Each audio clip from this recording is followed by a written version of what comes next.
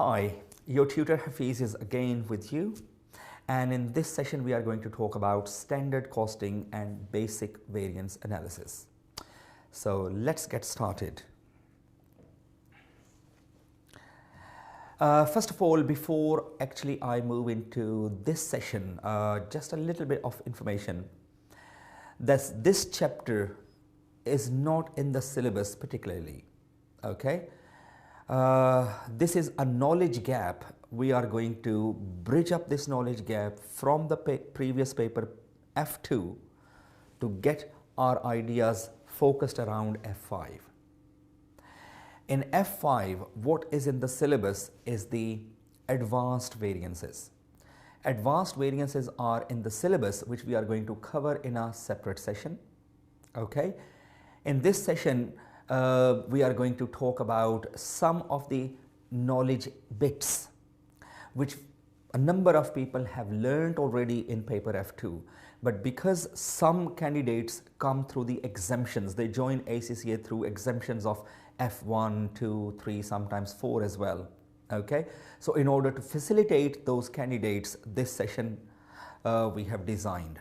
Okay, and also those people who have done paper F2 a while ago, maybe a year ago, 6 months ago, 2 years ago, that would refresh their basic knowledge. Okay, so this is like a refresher session which would cover standard costing and basic variance analysis. So please understand these things which are going to help us to understand advanced variances in a more comfortable way.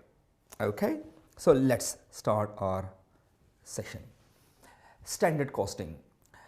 Standard costing is a parallel system to the normal or traditional accounting systems. Traditional financial accounting systems work on the basis of actual results, meaning to say, if you are working as an accountant somewhere, you record all information into your financial accounting system, which is actual information, meaning you record or you insert actual invoices into the accounting systems. You do not book future invoices, or you do not book invoices from the last year or year before, but you do book the actual invoices for sales. You record actual purchases which have just happened in this year. You record actual expenses or expenditures of this year. That's the traditional financial accounting system. Whereas standard costing system is a parallel system to the traditional accounting systems, which records estimates,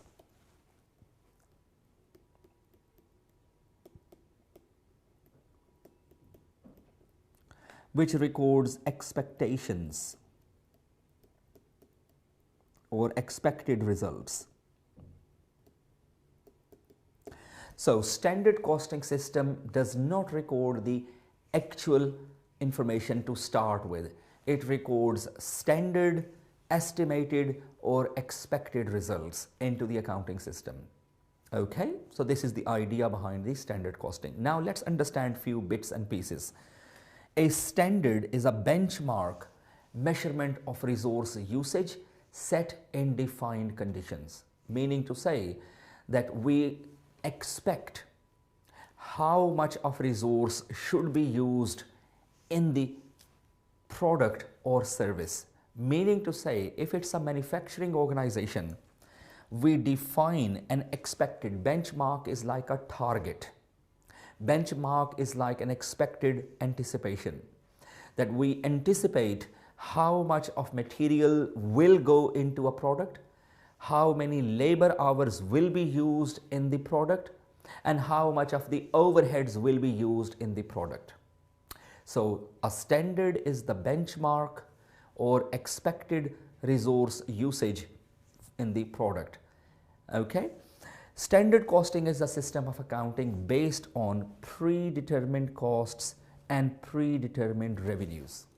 Okay, predetermined means expected. We calculate in advance before anything has actually happened.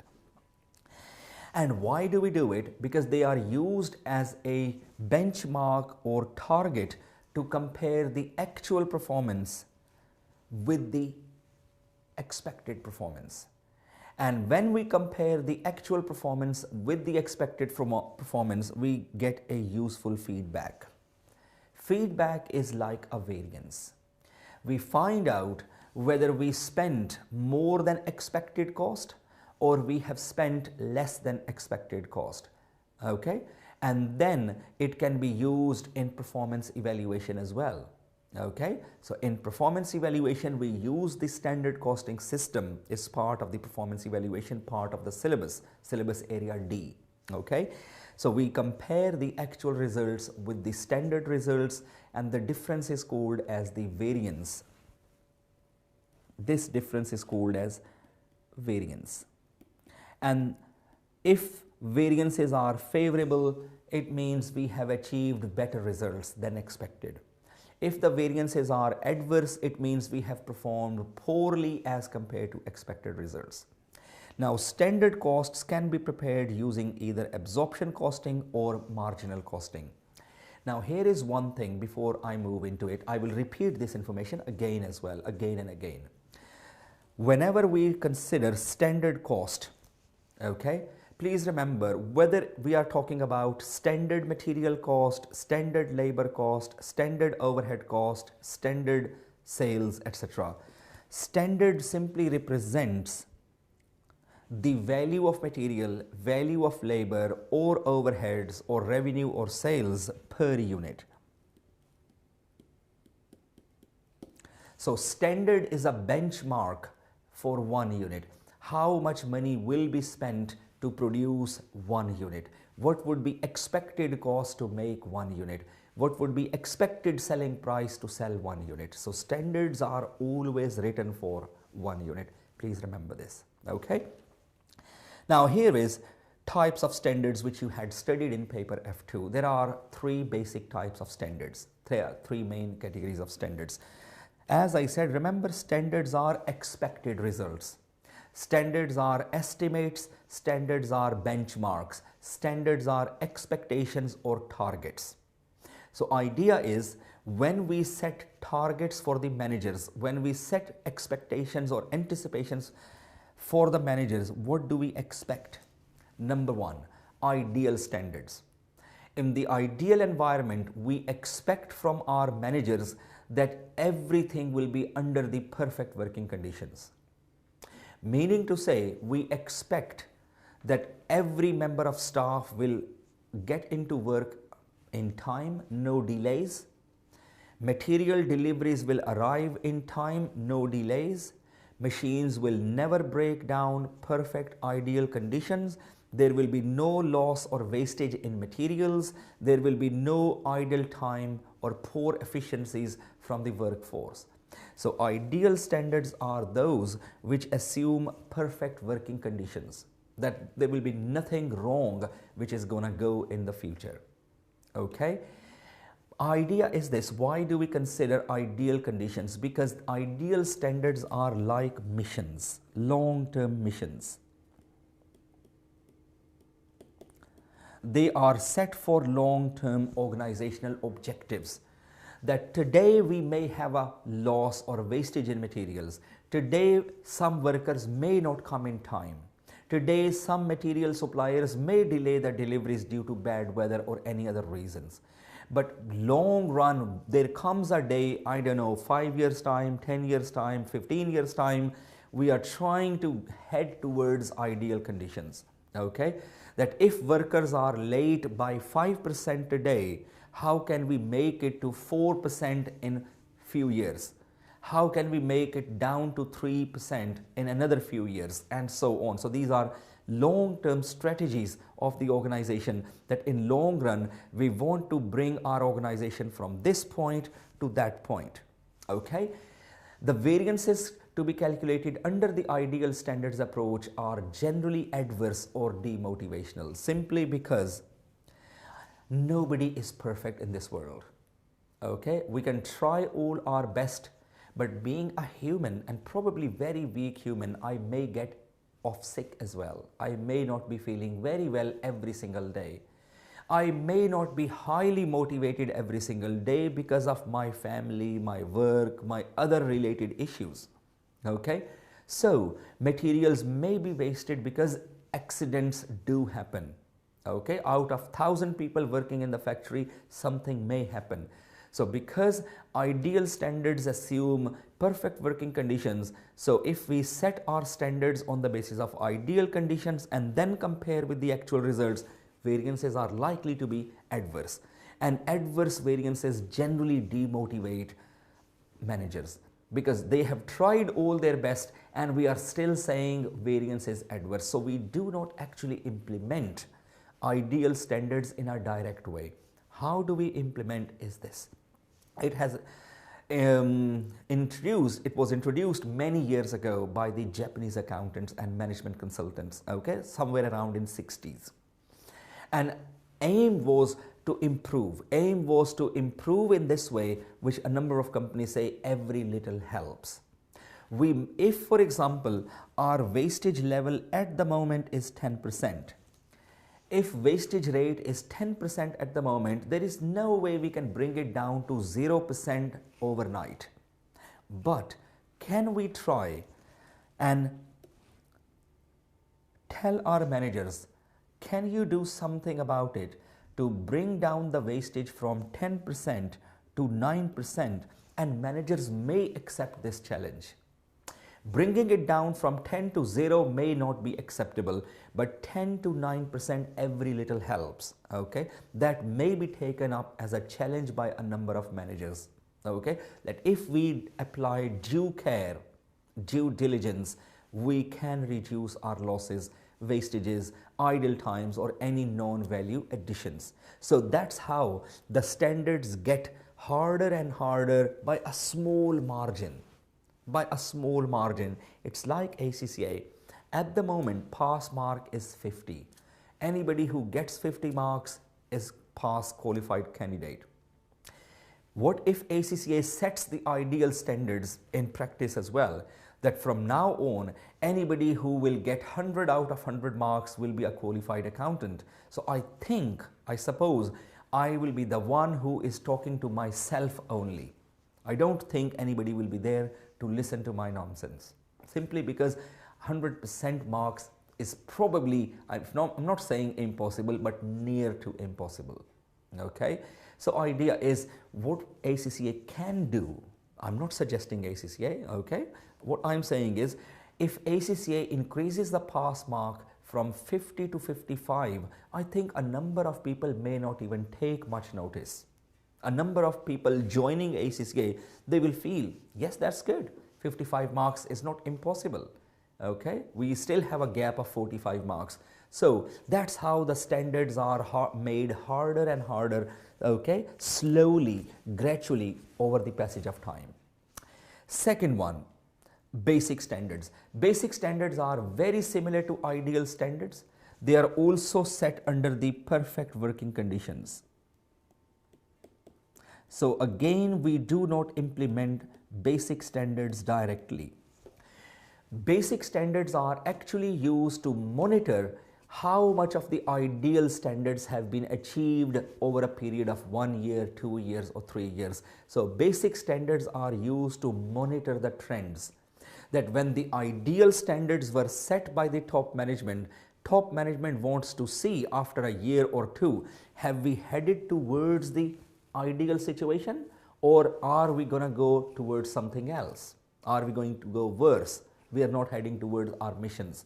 So basic standards are used to monitor the trends only, but they cannot be used because they become out of date or they are based upon perfect working conditions. Thirdly, attainable standards. Attainable standards are those which can also be called as achievable standards or realistic standards. Realistic standards means something which can be performed or done by the managers in a realistic environment. That there may be a fatigue, there may be a loss or breakdown, sometimes suppliers may delay the deliveries as well. A number of times we go to buy any product and the shop or retail market or supermarket or online shop tells us, sorry, out of stock. Why they say out of stock? Because we are in the realistic world. A number of times we may not have enough to produce. So realistic situation is that it is efficient, it is hard and tough, but not perfect. Okay, so it includes the allowance for normal waste, breakdown, any fatigue, any demotivation or low morale or illnesses, etc. Okay, into the standards that things happen in life. Attainable standards must be based upon tough but realistic performance. Okay, what we believe is that tough targets generally, when I say tough but achievable, I'm not saying impossible. So tough or hard is still achievable. So managers are given slightly tough challenges because what we believe is that would motivate our managers and workforce.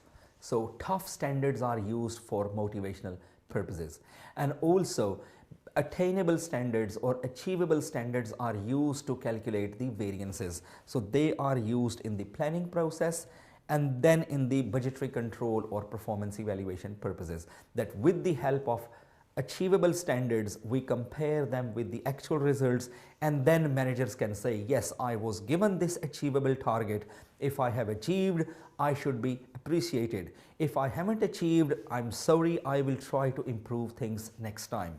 Okay, so these are acceptable. Now here is variance analysis, basic variance analysis to be precise, because variances are divided into two categories: basic, which have been covered in paper F2, and now advanced variances, which I will talk through in a separate session, which are in F5. Variance analysis. So variance is simply a monetary difference between budgeted results and actual results. So variances are simply monetary differences between standard results and actual results, meaning what was the standard cost and what was the actual cost, what was the standard revenue, what was the actual revenue, and the difference between the two is called as a variance. Okay, variances can be used for cost control, because when the managers are given set targets or benchmarks, then they are likely to spend within the target. If they spend more than the target, then of course they are not doing justice to the organization. Secondly, they can be used to reconcile budgeted and actual profits. Reason is or contribution as well. Under the absorption costing, we reconcile profits. Under the marginal costing, we can reconcile the contribution. So, because as per standard costing, we have the budgets and standards, and as per the traditional accounting system, the financial accountants have the actual financial statements. So at the end of the year, when we compare the actual financial results with the budgeted or standard financial results, if there is any difference between the two, variances help us to reconcile profits. Variances may quantify the value of a known difference, that if variance has occurred, there must be a reason, and the value of the reason in dollars or any other currency, so that we can take a control action. Meaning, if the material usage variance is adverse, we can work out how much extra material has been used and who was responsible behind it. Okay, we can fix the responsibility. And then finally, in a number of organizations, variance analysis is successfully used to reward and blame the managers. Okay, so it can be a very useful performance evaluation system. Now here is, let's learn how basic variances can be calculated, which is like a revision of paper F2, but that would help us to understand advanced variances when we will start in a separate session. Okay, so here is an example. In limited, requirements are, which you used to see in paper F2, calculate the following variances. For example, material usage and price, labor efficiency and rate, variable overhead efficiency and expenditure, and fixed overhead efficiency, capacity and expenditure, and sales price and sales volume. So there are a number of variances we are calculating. Why do you think there are so many variances?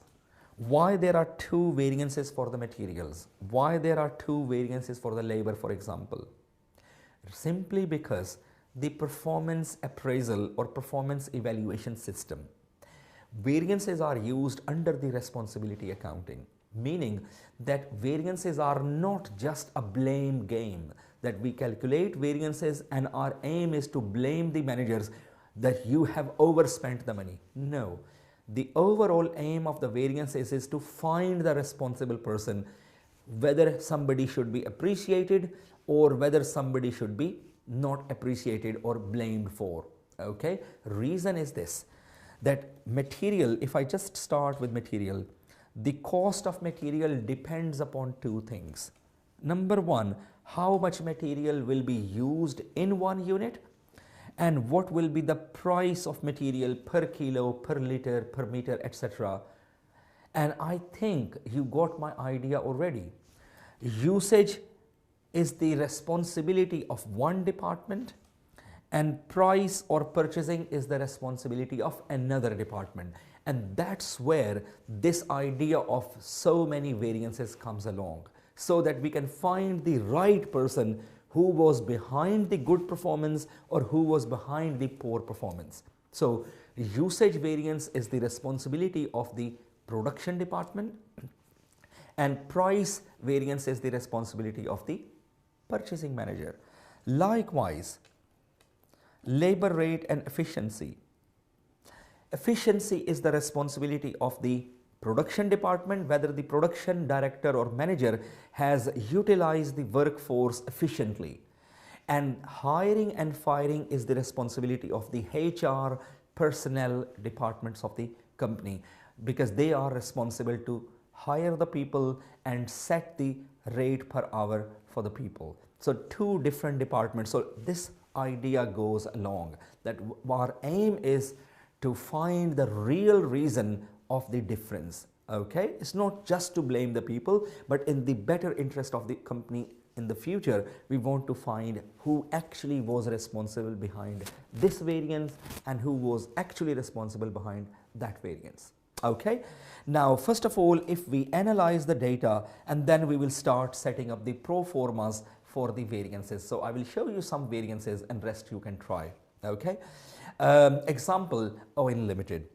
Owen Limited uses a standard costing system, meaning they record estimates. The standard cost card, and again before I move on, standard cost is always written for one unit. So standard cost card for one product is shown below.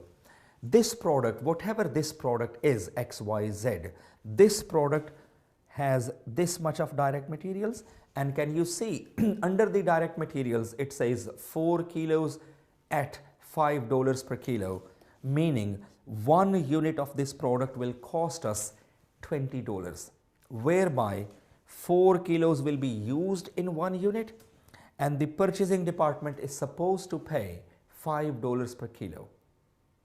If purchasing department pays more than $5 per kilo, we will blame them, adverse variance. But if the purchasing department pays less than $5 per kilo, we will consider it as a saving.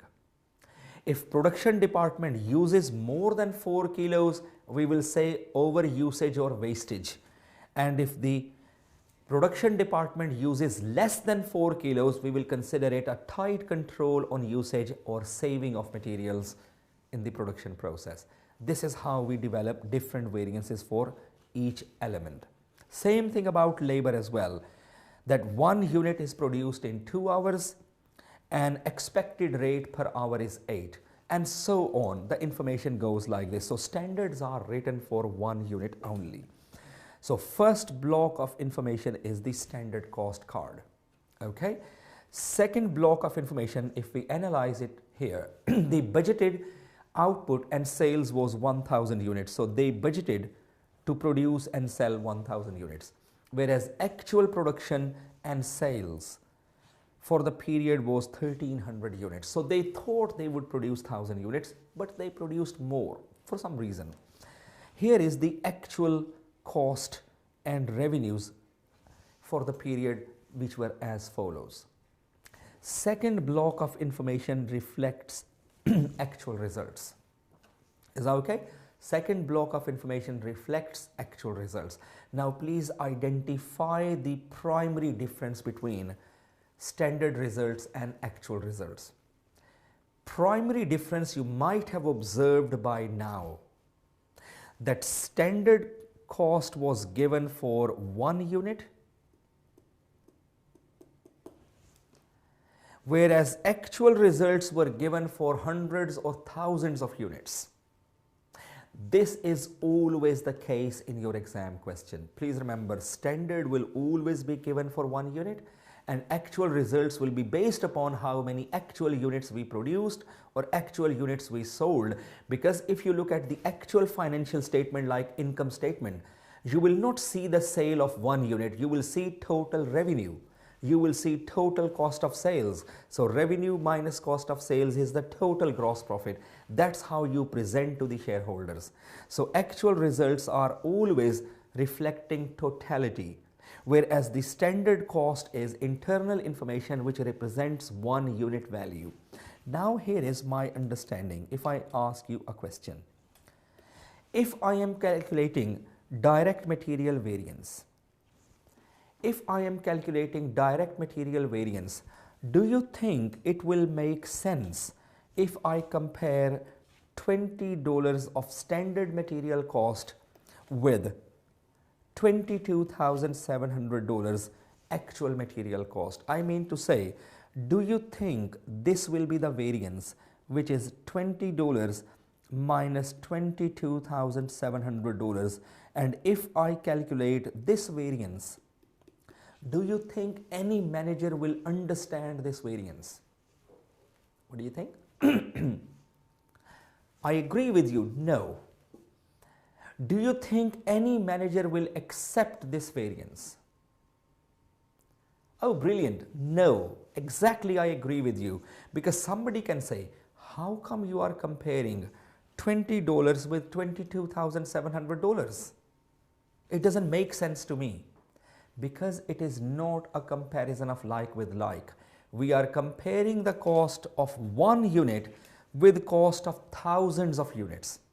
How can it be made understandable? I will explain to you with the help of some pro formas. So please remember, it's all about the idea of like with like in every single topic. Because soon as we will start comparing apples with bananas, okay, people will simply do not understand. They will say, what's this? Okay, right analysis is this. If I compare standard cost of 1 unit with actual cost of 1 unit, is it okay? Or the other way around, if I compare the standard cost of thousands of units with actual cost of thousands of units, then it makes sense. Okay, and this is what we have studied in a separate session. Remember flexed budgets. Flexed budgets actually help us to compare like with like, but I will show you separate performance. First of all, let's calculate material usage and material price variance. Okay, so here is the pro forma we can use for the direct materials for ON Limited.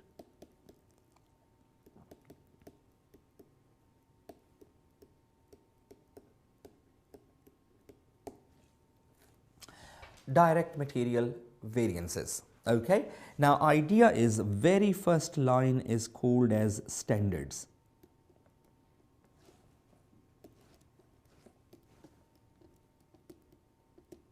Now I am developing pro forma or formula, you can call it, format you can call it. Very first line we develop is standards or standard results. Why the first line is standard results? Because right at the beginning of the year, all we have is our estimates. All we have is our budgets, or all we have is our plans or standards. So as the year starts, we have our standard results. So for the direct material, standards were written in this way, that 1 unit will consume, I can show you the numbers again, 1 unit will use 4 kilos and the price will be $5. So we can say usage was 4 kilos and price was $5 per kilo.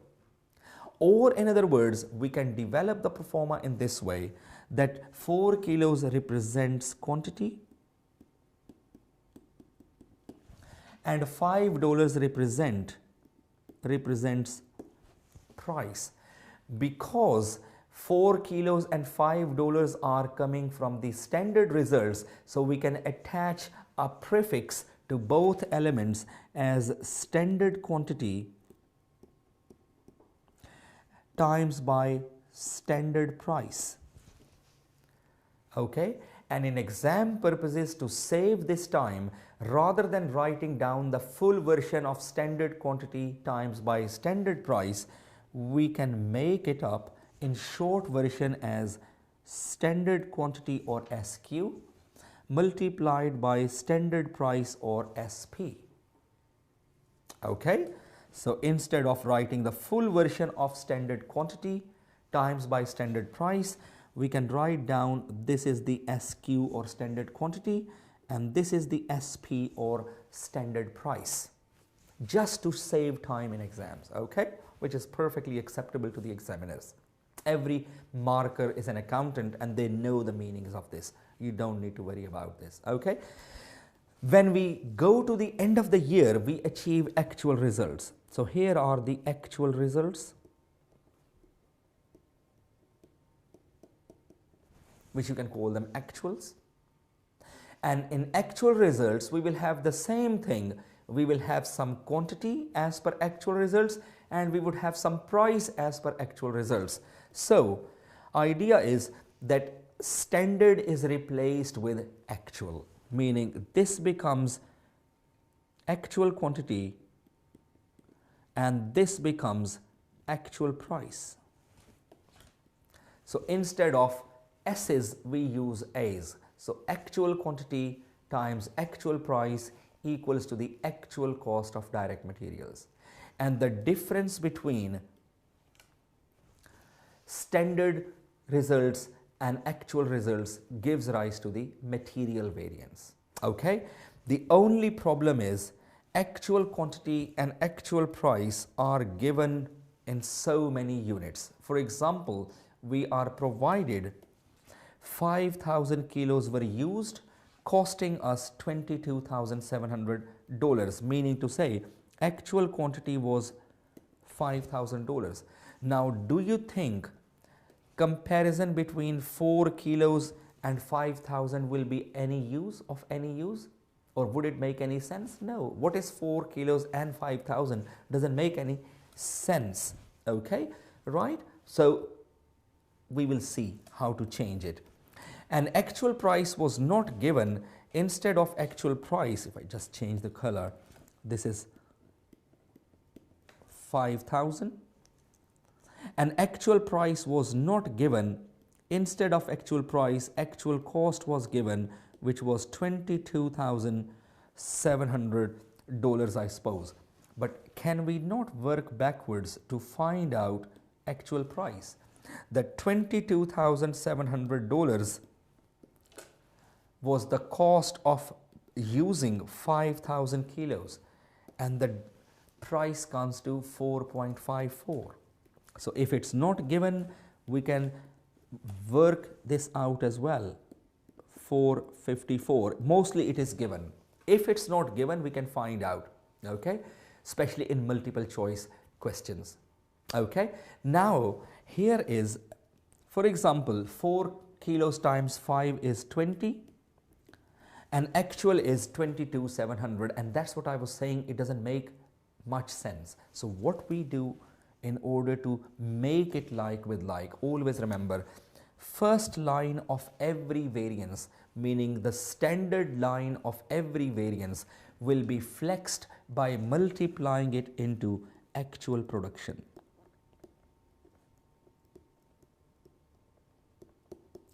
How many actual units were produced? And I think we seen in the question 1,300 units were produced in this period, which I can show you here. 1,300 units were produced. Okay, so 1,300. Now this is the meaningful calculation, okay, which is 1,300 units times by 4 kilos multiplied by $5, which gives us something like $26,000, I guess. Okay, and I think now it makes some sense in a way that we are saying 1300 units should have cost us $26,000 in materials, but 1300 units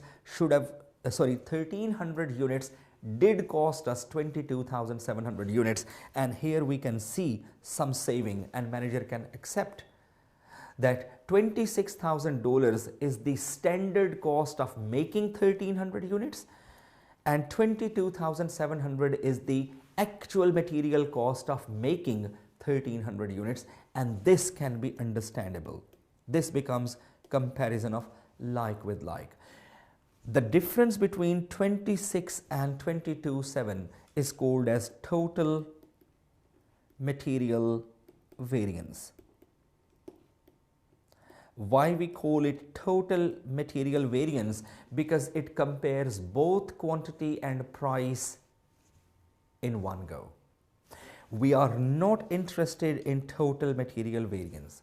Rather, we are interested in two variations separately, meaning one variation is the responsibility of the production department when we compare standard quantity with actual quantity, meaning how much we should have used and how much we did use. And second comparison is between the standard price and actual price, meaning how much we should have paid and how much we did pay. Okay, in order to make it separate analysis, what we do is from the left hand side, from the first line, from the left hand side, standard quantity is changed to actual quantity, and we do not touch the standard price. We just keep it as it is.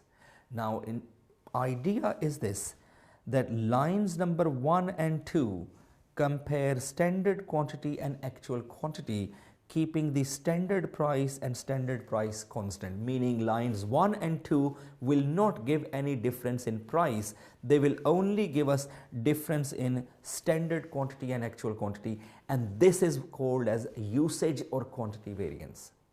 Whereas if you compare lines number 2, if for example, if I define this is line number 1, this is line number 2, and this is line number 3. If you look at gap between lines number 2 and 3, you would notice AQ and AQ are constants, meaning there is no variance between first AQ and second AQ. The difference lies on the right hand side, which is the comparison between standard price which we should have paid and actual price which we actually paid, and the difference is called as the price variance. Okay, so let's calculate all numbers now.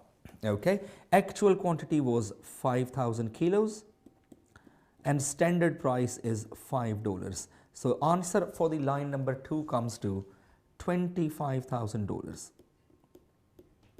Now this variance 26 minus 25, which is $1,000, is called as favorable usage variance. And you know why it is favorable? There are two ways to identify. One is slightly more analytical and second is slightly easier one.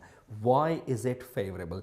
Easier one is this, that 26 minus 25 gives rise to a positive value on the calculator, and what we believe is positive variances are favorable. This is an easy approach for the exam purposes, that you don't need to think much. Usage variance is favorable.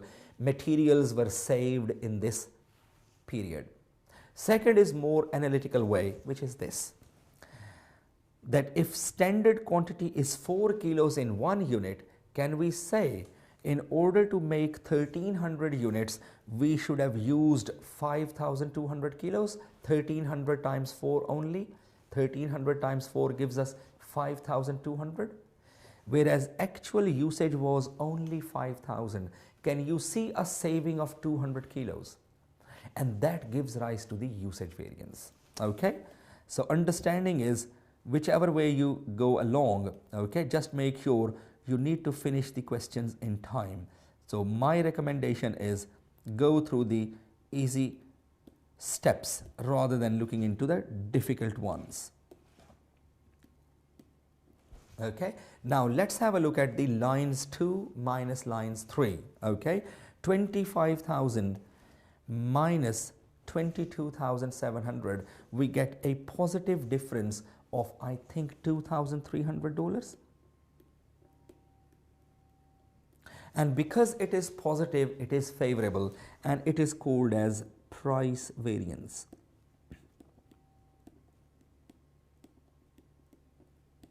Price variance. And second is slightly analytical way. If you look at standard price, standard was to pay $5, whereas actually we paid less than the standard, so it reflects a saving for the organization, and that's why it is favorable. So with the help of individual variances, we assign the responsibility that production manager contributed $1,000 to the company profits and purchasing manager contributed $2,300 towards company profits, meaning actual profits will be higher by 1,000 from the production side and 2,300 from the purchasing side, or in total actual profits will be $3,300 more than the budgeted profits. So we can reward them accordingly. If somebody has contributed more, we can reward them more. If somebody has contributed slightly less, we still appreciate, but of course our rewards are based upon proportionate efforts. We don't reward everybody uniformly, because uniform appreciation also demotivates some people. Now here is the same idea in terms of labor cost variance. Exactly the same idea, but for the labor cost.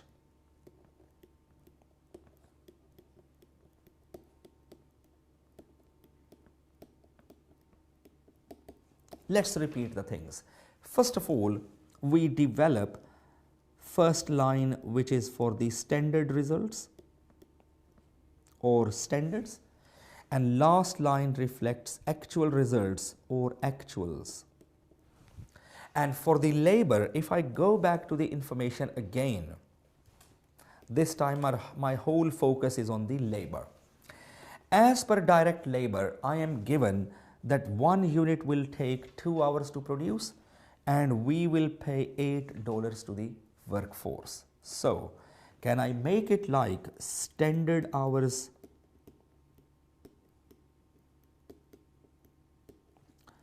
which are 2 multiplied by standard rate,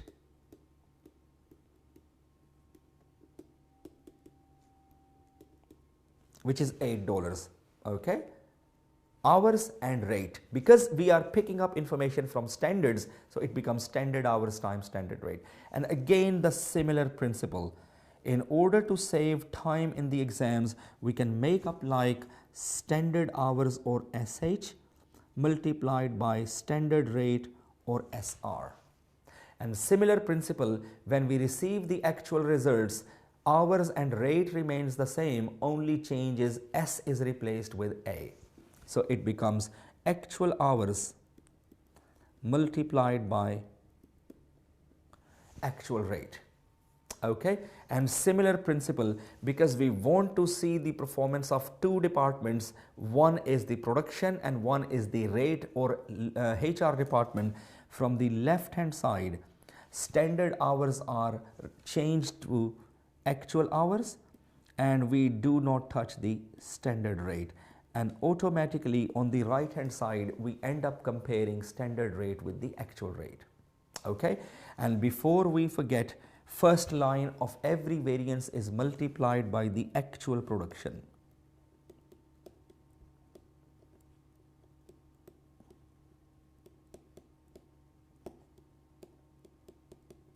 Actual production units. Okay, so understanding is this. Standard hours were 2 and standard rate was 8. And remember, actual production was 1300 units. In this period, in this month, we produced 1300 units. Now so can I copy and paste this standard rate here as well, which is 8. Now I'm looking at the actual results about labor. Actual results about labor show that 2,850 hours were worked by the workforce, costing us $21,500. Okay, so 2,850 hours were worked, costing us $22,800. Can $21,500, sorry, $21,500. Can we not calculate actual rate paid to the workforce? Simply divide 21,500 over 2,850, which gives us approximately 7.54.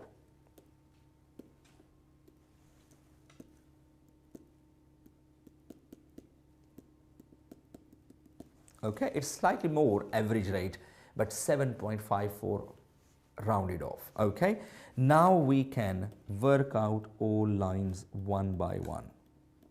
Okay, so 1300 units should have cost us something like 20,800. Second line is 2,850 times by 8, which is 22,800. And third line was given already, copy and paste, 21,500.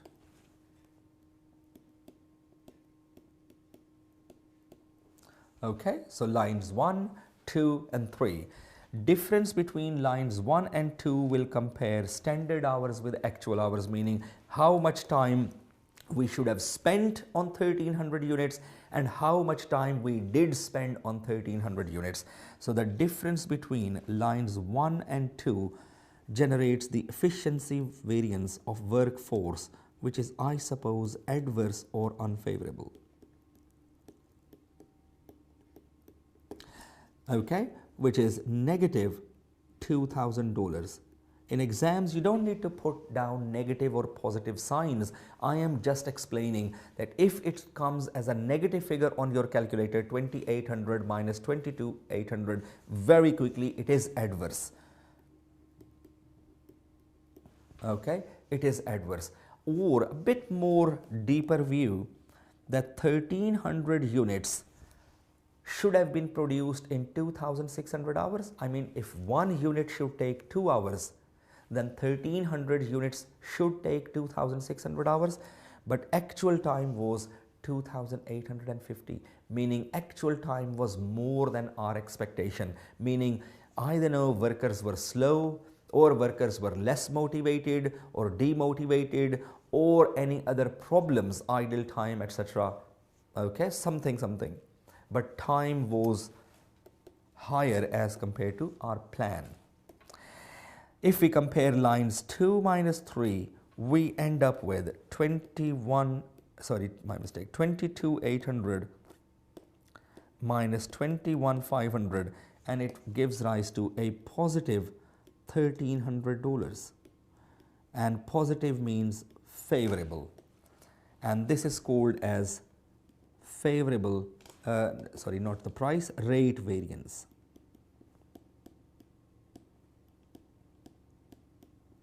And you can actually compare as well. Standard rate was $8 and actual rate paid was slightly lower than the standard rate. And I think that can also give me some more understanding why efficiency was adverse. I suppose if you were committed with the management and management expected they will pay you $8 at the beginning, but at the end, if only $754 is paid to you based upon this information or knowledge, okay, I think a number of people, they may be demotivated. A number of people may lose interest in work, and a number of people may not actually like to work as per efficiency levels. I'm not saying everybody, but a number of human beings, okay, and that's the meaning of the labor cost variances. Okay, likewise you can develop variable overheads, fixed overheads and sales variances as well. Okay, because these were the basic variances. I just wanted to show you a little picture how basic variances work. We will spend more time on the advanced variances because those are precisely in our syllabus.